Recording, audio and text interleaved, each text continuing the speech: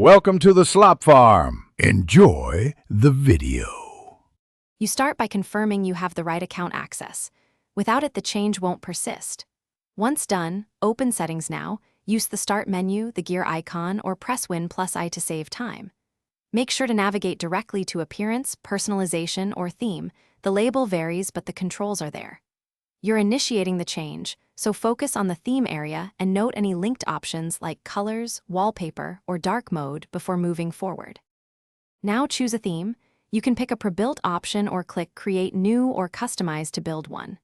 As you edit, adjust colors and accent, switch dark versus light mode, change wallpaper, and swap icon or cursor sets where available. Preview your choices so you can see how text and contrast behave. This avoids surprises. If the interface offers Apply or Save separately, use Apply first to test, then Save when everything looks right. So you can to finish, save your theme, and if elements seem off, log out or restart to force all apps to load the new settings. If problems persist, reset to the default theme or undo recent changes.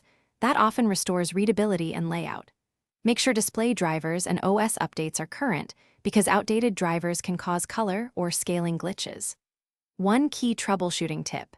If icons or menus look wrong, reinstall the theme or revert, and then update graphics drivers before retrying the customization.